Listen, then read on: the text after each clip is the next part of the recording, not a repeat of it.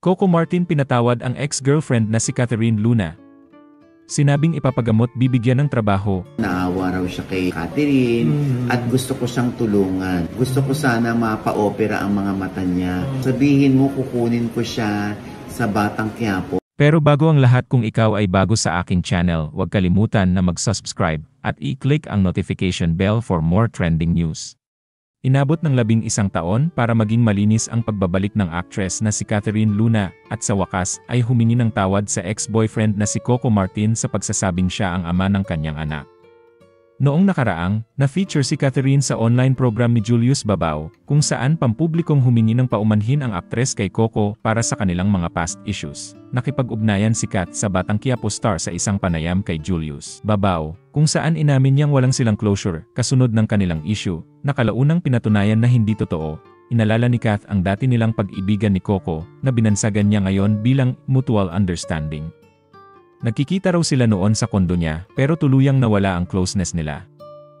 Nakipag-ugnayan ang aktres sa isang Chinese businessman na nagpabuntis sa kanya, ngunit itinuro niya na si Coco ang ama ng kanyang pinagbubuntis. Sa kalaunan, napansin ni Kat na ang kanyang anak ay naging kamukha ng negosyanteng inchik, na nag-udyok sa kanyang isipin na hindi si Coco ang ama.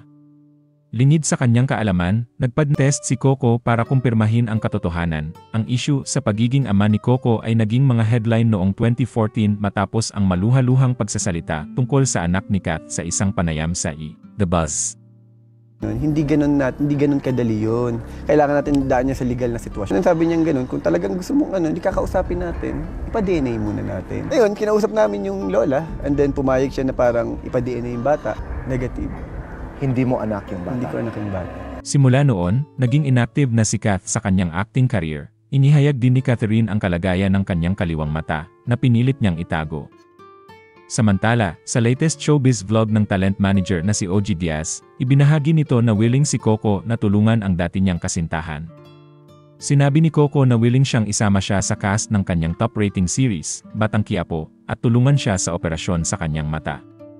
Sabi nga ni Coco, naawa raw siya kay Catherine at gusto ko siyang tulungan. Nakulong pala siya. Gusto ko sana mapa-opera ang mga mata niya para makapagtrabaho uli siya. Sabihin mo kukunin ko siya sa Batang Quiapo kahit hindi pa ayos ang mata niya para magkaroon siya agad ng trabaho at mas matuloy niya maayos ang kanyang buhay. Pero sana maipangako niya sa akin na aayusin niya ang buhay at hindi na siya babalik sa dating bisyo. Pwede ako maghanap kung saan niya pwede pa-opera ang mga mata niya. Kung papayag siya, napatawad ko na siya. Kalimutan na namin. Ang importante yung ngayon. Gusto ko siyang matulungan makabalik sa trabaho para sa panibagong buhay niya.